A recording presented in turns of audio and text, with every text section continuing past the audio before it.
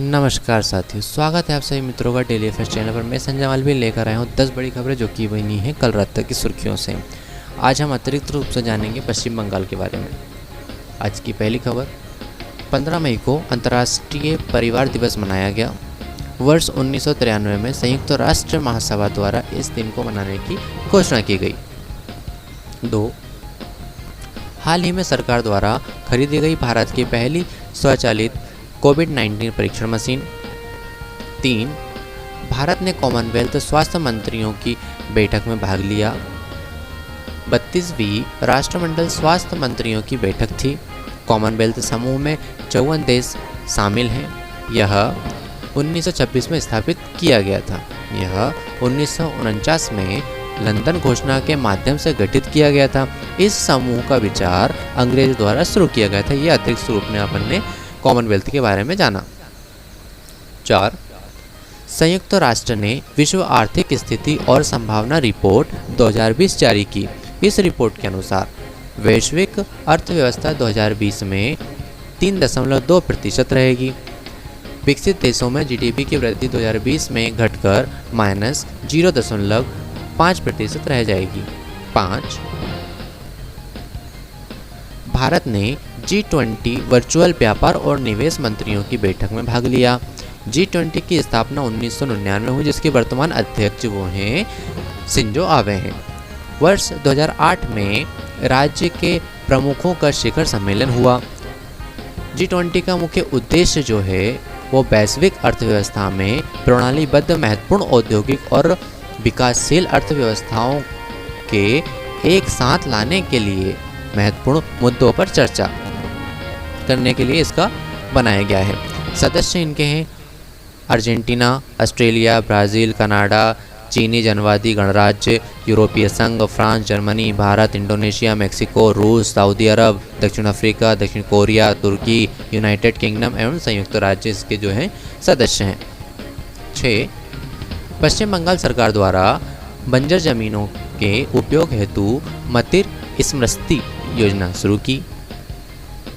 7. हाल ही में कंप्यूटर से संबंधित Y2K बग चर्चा में रहा। 8. वित्त मंत्री द्वारा जारी राहत पैकेज के तीसरे चरण का मुख्य जोर कृषि पर रहा। 9. हाल ही में मृत्यु दंड से संबंधित कलेक्टिव कंसाइंस जिसको सामूहिक विवेक चर्चा में रहा। 10. CSIR और IIT धनबाद ने मानव में पार्किंसन रोग के लिए जेड स्कैन विधि विकसित की। आज हम अतिरिक्त रूप से जानेंगे पश्चिम बंगाल के बारे में। अब जानते हैं पश्चिम बंगाल। यहाँ के मुख्यमंत्री ममता बनर्जी हैं, राज्यपाल जगदीप धनखड़ हैं। पश्चिम बंगाल की जो बॉर्डर शेयर होती हैं वो झारखंड, उड़ीसा, बिहार, नेपाल, भूटान, सिक्किम और असम, ये यहाँ के कुछ जिसे इंटरनेशनल बॉर्डर जो शेयर करता है पश्चिम बंगाल वो नेपाल और भूटान के साथ शेयर करता है और बांग्लादेश के साथ भी इसकी बॉर्डर शेयर होती हैं।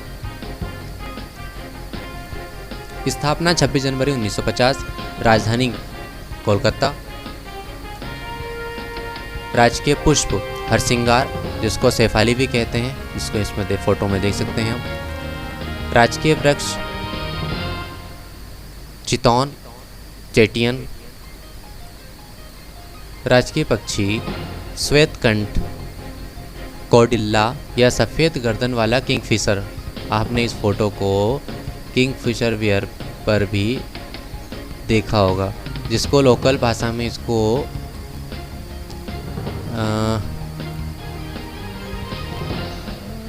नीलकंठ भी कहा जाता है। राजकीय पशु बंगाल बाघ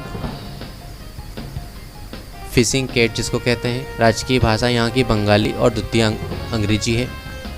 प्रमुख फसलें गेहूँ, दलहन, तिलहन, आलू, कपास, चाय, गन्ना आदि हैं। चाय, गन्ना और पान है। लोक नृत्य यहाँ के बाउल, गंभीरा, जात्रा, कीर्तन, काठी, धाली, मरसिया। यहाँ का जो राष्ट्रीय चिन्ह है वो इस तरह है। आगे जानते हैं राष्ट्रीय उद्यान। सुंदरवन यहाँ का राष्ट्रीय उद्यान है। इसके अतिरिक्त बक्सा, गोरुमारा, जल्दापारा, नेओरा घाटी, सिंगालीला यहाँ के मुख्य राष्ट्रीय उद्यान हैं। नदियाँ हुगली, गंगा, भागीरथी, दामोदर और मयूराक्षी हैं। इन्हीं नदियों पे कुछ परियोजनाएं हैं, जैसे दामोदर घाटी परियोजना, दुर्गा बैराज परियोजना और पंचेत बांध। ये जो तीनों परियोजनाएं हैं वो दामोदर नदी पर बनी हुई हैं और इन्हीं परियोजनाओं से लाभान्वित होते हैं झारखंड और पश्चिम बंगाल। याद रखिएगा, तीनों परियोजनाएं एक ही नदी पर बनी हैं, वो है दामोदर नदी पर, और जिससे लाभान्वित होते हैं वो है झारखंड और पश्चिम बंगाल। मयूराक्षी परियोजना मयूराक्षी नदी पर बनी है, जिससे लाभान्वित पश्चिम बंगाल होता है। फरक्का परियोजना जो गंगा और भागीरथी नदी पर बनी है, जिससे लाभान्वित सिर्फ पश्चिम बंगाल होता है। और कांगसावती परियोजना जो कांगसावती नदी पर बनी है, इससे लाभान्वित पश्चिम बंगाल ही होते हैं। यहाँ के प्रमुख उद्योग जो हैं वो इलेक्ट्रॉनिक्स, मोटर, रासायनिक पदार्थ, दवाएं, चमड़ा, जूट, रेशम, चीनी, कागज और सीसा है। विश्व विरासत स्थल। यहाँ सिर्फ 2 ही विश्व विरासत स्थल शामिल हैं। पहला सुंदरवन राष्ट्रीय उद्यान, जिसको 1987 में शामिल किया गया था, और दूसरा है दार्जिलिंग रेलवे या माउंट बेटन भी उसको रेलवे भी कहते हैं। दार्जिलिंग रेलवे को 1999 में विश्व विरासत स्थल में शामिल किया गया था।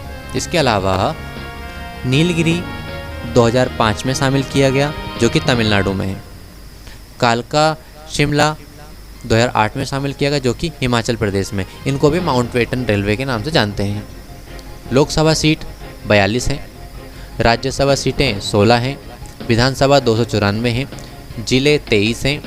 उष्णकटिबंधीय यहाँ की जलवायु है। जनजाति लोघा, भूमेज, संथाल, लेप्चा जो दार्जिलिंग क्षेत्र में स्थित है।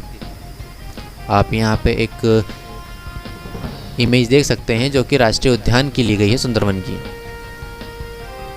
दोस्तों, आज के लिए इतना ही।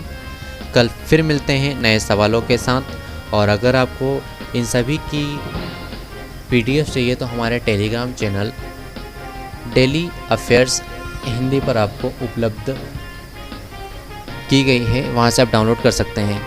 इन्हीं खबरों के लिए नमस्कार। कल फिर मिलते हैं। धन्यवाद।